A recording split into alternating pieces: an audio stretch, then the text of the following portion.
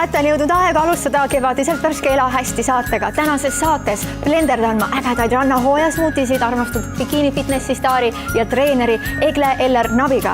Nüüd aga tutvustan teile lastejoogat.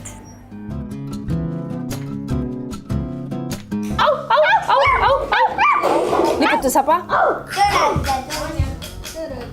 Ja siis, kas koerad pissivad ka? Pissivad, niimoodi. Ma olen nüüd Loova tulevikukoolis ja minuga on joogaõpetaja Kristel Paimla pluss mõned tema tublid õpilased ja me oleme siin selleks, et rääkida laste joogast. Aga ma ei küsi seda mitte sinu käest, vaid hoopiski sinu õpilaste käest. Mis asi see jooga on su jaoks? Mis te siin teete? Sina tahad öelda, ütle. Kui sa rahustad keha maha. Mis see sinu jaoks on? Minu jaoks on see keskendumine. Keskendumine. Nii head vastused, väga sügavad vastused. Nii, sinul on ka, ütle kõva häälega. Minu jaoks on see painutused ja venitused.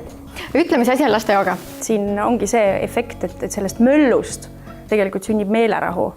Et mõned, kes tulevad lastejooga tundi vaatama, kaasa tegema täiskasvanuna, olles eelnevalt näiteks sattunud täiskasvanute joogasse, kus sa oled seal näiteks 31 minutit meditatiivselt vaikuses enda sees, siis see, mis siin toimub lastejoogatunnis, see tundub nagu kohutav kaos, eks. Aga see, mis tundega lapsed siit ära lähevad ja see, kuidas nad tahavad tagasi tulla ja ootavad seda joogat, see räägib enda eest. Siin ei ole sellist võistlemist, mahajäämist, et kõik on kogu aeg võrdselt kaasatud. Aga öelge mulle, mis siis need lemmikharjutused teil on, mis te siin teete? No ma nägin igasuguseid loomi, on ja mis sul lemmik on? Lõvi. Tee mulle seda lõvi, näita. Ja näita. Mäletate, milleks see hea oli? Hüppamiseks. Aga mis seal oli, vaata, mis ma ütlesin, et kui sa nii teed, ajad küüned välja, keele hästi suust välja. Kui sa oled vihane, just nimelt, et me õpime ka siin joogas oma tundeid ja emotsioone ja kõike seda juhtima ja haldama. Et see ei ole lahendus, et ära nii tee, et kui sa oled vihane, et siis ma ei tea, mine mõtle oma toas järgi elu üle või mine, mäletan lasteaias oli mingi aeg populaarne oli see halva lapse tool või midagi sellist, eks, et mine mõtlema üksinda sinna. Pandi lapsed nurka istuma või nurka ninaga tolmu nuusutama või aga praegult on see, et kui sul tõesti see tunne on, siis ükski tunne ei ole halb ega hea, ta on tunne, ta on nagu buss, ta tuleb kohale ja siis ta sõidab ju minema. Aga nüüd on küsimus, mis selle tundega peale hakkama. Et see lõviharjutus, sa oled vihane, sa saad selle endast välja nagu. Ja samas sa ei kahjusta mitte kedagi teist. Ja kui sulle tundub, et sa võid totakas näida kellelegi selle tegevuse käigus, siis sa tahad WC-sse minna või oma tuppa või kuskil. Siis teed oma ette seal. Just see kurgust ka see. Sest tihtilugu, miks on ka lapsed haiged, kurgud haiged, nohud, neil jäävad tunded väljendamata. Ja siis surutakse alla, proovitakse hea tubli laps olla, kena inimene, eks ju. Ja siis tulemuseks ongi see, et palju nohu ja köha ja sellised asjad. Ja seekord me tegime, eks ju, läbi pillide seda, eks. Aga mul on ka kasutusel neid asanakaardid, asendite kaardid või siis lapsed ise joonistavad pildid valmis ja siis selle järgi teeme, et neid variante, mis teha või päris pisikestega, ma võtan kottide ja mänguasju kaasa ja siis nad sealt kotist pimesi võtavad, et mis see on ja siis seda me teeme ja tihtilugu me ka integreerime sellest üldse muinasjuttu, et see arendab ka loovust ja selle käigus meil on ka väärtused, mitte ei ole ainult emotsioonide juhtimine ja tunnete teema, vaid ka väärtuskasvatus on siin ja loovuse. Sul üks õpilane vehib käega, nii räägi. Mulle meeldis uss. Sulle meeldis ussi teha, just, kus sa roomasid niimoodi mööda maad. See oli väga äge. See muinasjutu teematu, kuidas see siis välja näeb? Et praegu me nägime seda, et kuidas siis looma põhjal neid joogaharjutusi välja tuua, aga väärtuste põhjal ja muinasjutu ehitamine, mismoodi see käib? Noh, näiteks üks variant, et võtad tuntud muinaslood vist isegi ei ole nii head, sest lapsed juba teavad, et punamütsike tegi seda ja siis ta ütles seda, hakkavad vahele rääkima, eks. Et siis on hea võtta selliseid vahvaid, hästi õpetlikke lugusid, ma järgmine kord võime seda teha, on näiteks üks lugu kuningast, et Erki Kaikonen meil siin on muinasjutud lugude vestja, et siis tema käest ma olen palju saanud põnevaid lugusid, midagi siis lastega teen. kas oli see, et kõik on millegipärast hea või? ja. See on sul lemmikuid. See on minu lemmik ka ja laste lemmik on see ka. See tuleb Elahästi saates ka peatselt. Väga hea. Ja siis, või siis lapsed on ise nii loovad, et nad hakkavad ise rääkima, kuidas see lugu läheb, on ju. Sa oled ise 3 lapse ema, et kui vanade lastega sa joogat siis teed? No mina hakkasin kui ma ootasin oma 3. last, see oli siis aastal 2010, hakkasin käima rasedate joogas. Lapsi võib alati kaasata, ei ole nii, et ainult jooga toimub kuskil, nagu näiteks meil täna oli siin klassiruumis, sa võid teha seda õues, sa võid kodus teha, sa ei pea minema ekstra joogasaali kuhugi. Et see jooga on osa sinu elustiilist või see ongi elustiil, et see ei ole ainult füüsilised harjutused. Aga muidu, kui sa tahad kuhugi välja minna, kuhugi joogat tegema, siis on soovituslik, et 40 päeva hoida seda rahu pärast sündi.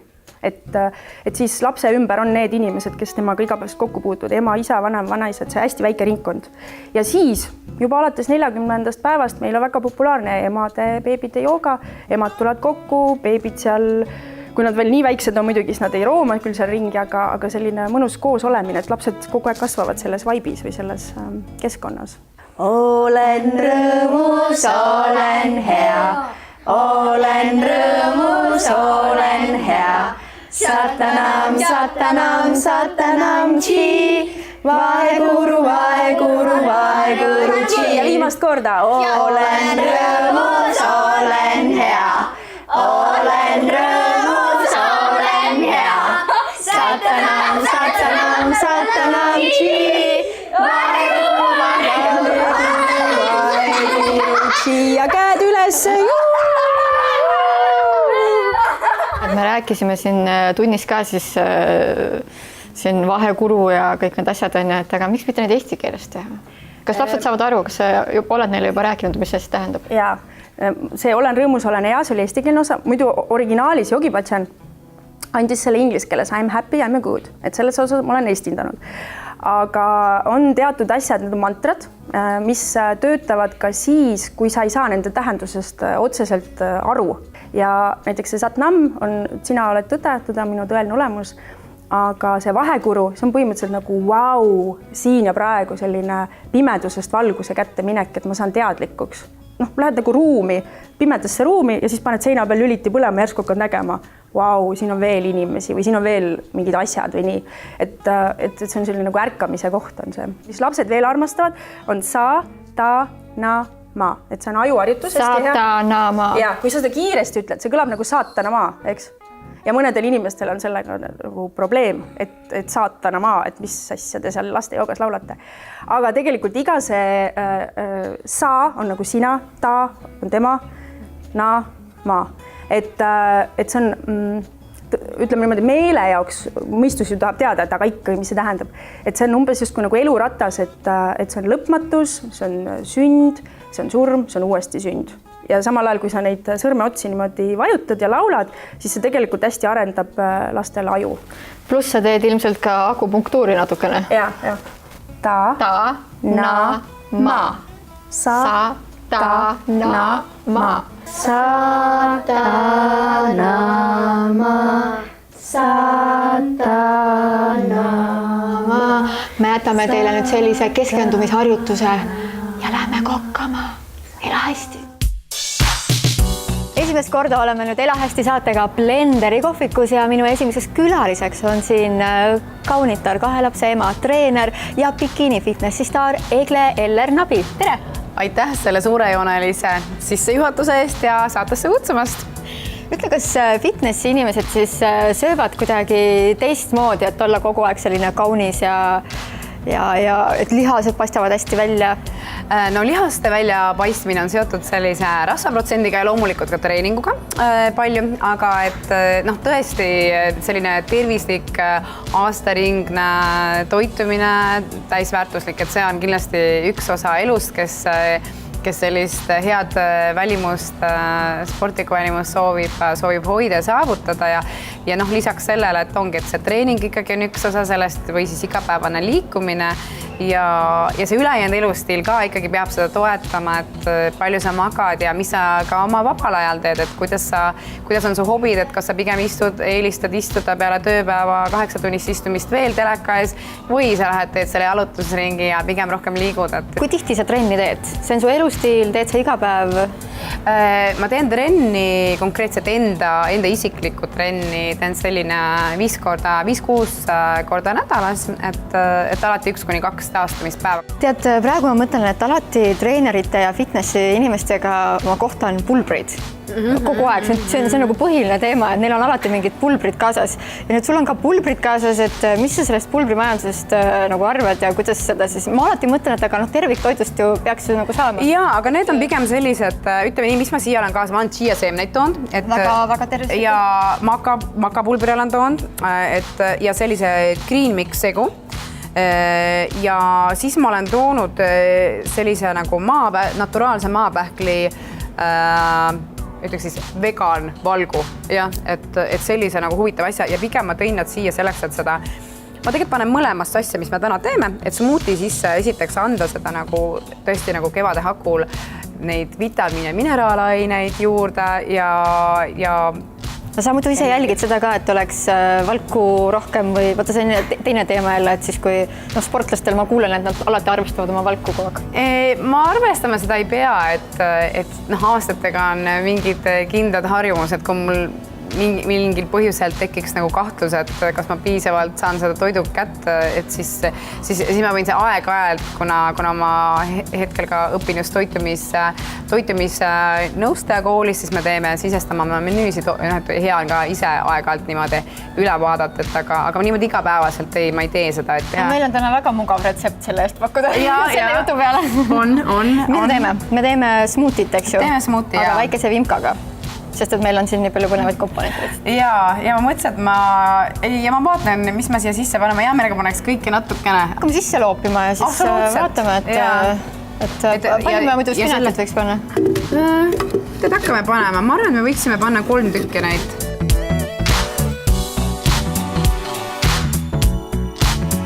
Kuidas sul lapsed armastavad smuutisid? Sa neile ka kindlasti teed ju? Jaa. Tead, roheliste smuutidega nüüd ma pean mõtlema, kogu aeg mõtlesin, et kuidas ma nagu neile nagu sa ütled, et nüüd tuleb rohelist smuutit ju, et see värv on nagu lastele, see roheline nagu ei sobi, et see nagu hirmutavad. Ja siis meil just seal toitumiskoolis üks ema ütleb, et tema näiteks ütleb, see on Streki smuuti ja jumala hästi toimib.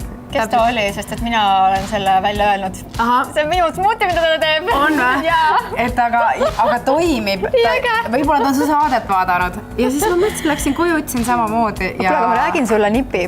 Streki smuutiga on 2 asja. Esiteks, kui sa teed rohelist smuutit, siis sa pead tegema niimoodi, et sa paned rohelisi, neutraalse maitsega rohelisi ja siis paned sinna magusaid või selliseid küpseid puuvilju.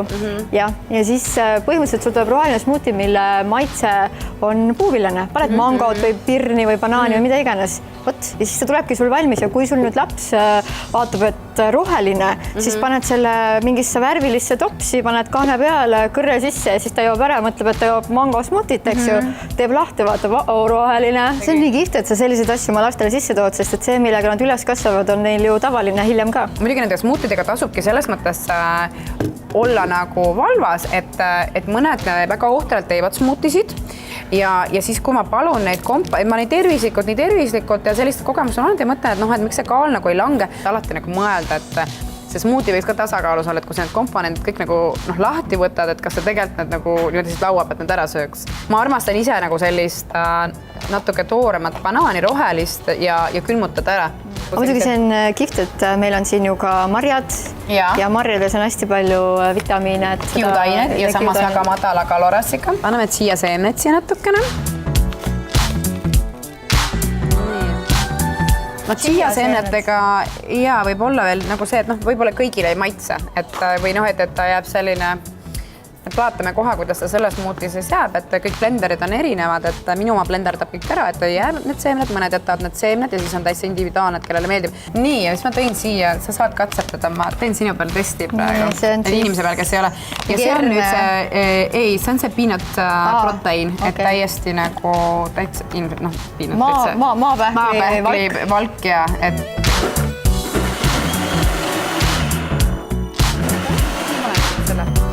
nüüd on meil selline tume lillakas. Mustika värv tuli välja. Saab blenderisse uue retsepti. Egle rannavormi smuuti. Jaa, absoluutselt. Et selline juudaine vitamiinirikas seedi, mis soodustab absoluutselt, et kui sa need klorellad ja need rohelised asjad see sisse paned, esimene kord ei tasugi liiga palju panna. Et harjumata. Sest et võib-olla natuke võõras, aga proovime. Proovime. Tšin-tšin. Terviseks. Terviseks, head rannavormi. Kiiret rannavormi kõik.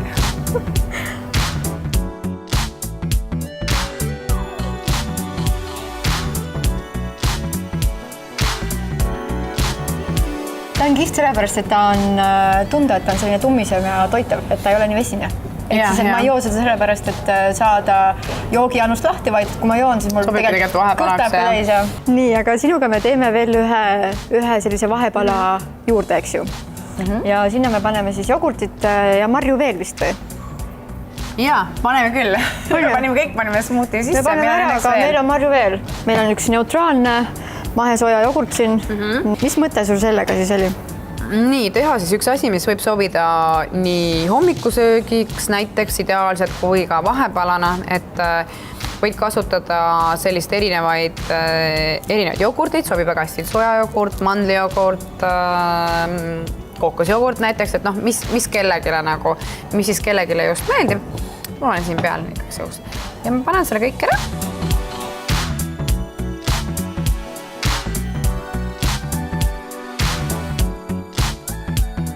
Mis need põhilised kaalulangetusnipid on, mida sa oled märganud, et töötavad? Mis ma näen, mis üks põhivika on see, et kui hakata menüüsid vaatama, siis köögiviljusalateid on ülivähe ja ütleme, et see 2 lõiku marineeritud purki, see ei ole ikkagi päevane soovitatav. Ketsup on aga köögivili, tomat. Jah, ma ei loe seda sinna alla, et kuigi et tegelikult jah, tomatist tehtud, et nii võiks nagu panna, et ütleme nii, et ikkagi see miinimumkogus, eestlaste miinimumkogus, meil on miinimumkogus 5 portsionit päevas. Paneme neid ka. Ja ma panengi.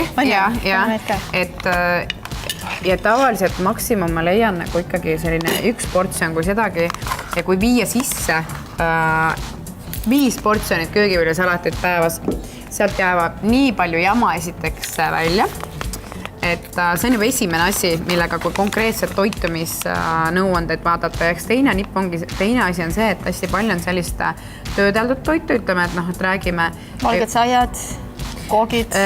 Jah, et ütleme, et viinerid, kotletid, et pigem selline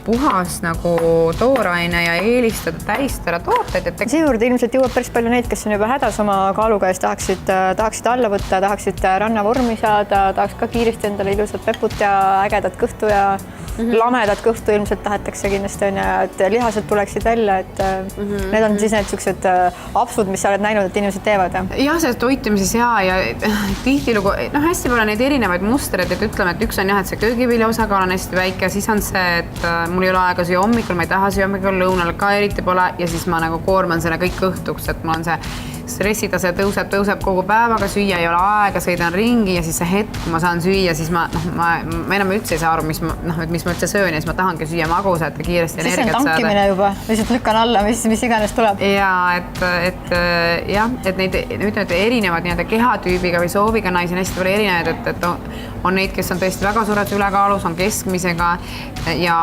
tegelikult on ka neid, kes tahavad tõesti ka juurde võtta või seda lihastoonust tõsta, ega seal on sama reegel, et kui sa ikkagi nagu piisavalt ei söö ja siis ega seda lihastoonust tõsta ja seda ilusat prinki tagumikku saada, on väga keeruline. Lõuna-õhtusöögil jälgida kas või taldriku reeglit, et see on nagu nii lollikindel. Mis see tähendab sul taldriku reegel? Pool taldrikut on alati köögivillisalat. Nii? veerand on selline nagu valguline, kas siis taimne või loomne valg ja veerand on siis süsivesik. kaneel aitab süsivesikutel paremini. Ja aitab hoida tasakaalus seda insuliinitaset. Ma panen sina väga palju muid häid omadusi ka. Ega siin on, meil on ära jagatud, mina räägin, sina räägid, sina teed, mina teen. Nii. Meil on nii kaunilt valmis tehtud kaunis magustoit. Kaunis magustoit, segame ära ja siis vaatame. Ma tegelikult võtsin India pähkli või kaasa. Väga palju kasutatakse maapähklivõid. Ma ise armastan pigem mitte nii palju magusat, vaid just lisada seda maapähklivõid. See on selline crunchy, see on ülihea maitse annab. Aga täna meile siin sattus kujunduselemendina nagu banaani rohkem. Et siis ma segaks ära ja siis vaataks, kuidas see maitse on, et ma makapulbrit tahaks natukene lisada, aga ja ma selle lisan ära. Küll sa tärvid. Vaata, vaarikas läheb nüüd niimoodi kokku sellega. Ja tegelikult mulle meeldibki see, kui nad kõik on sügavkülmutatud ja siis ta natuke aega seisab, hakkab sulama ja osad jäävad natukene nagu jäiseks krõmpsuks. Mul väga armastan seda, kui ta natukene ongi see selline jäine.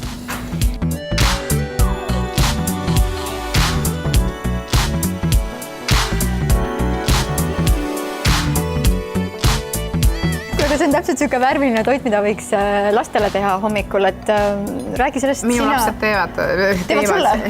Teevad mulle. Ei tee. Söövad.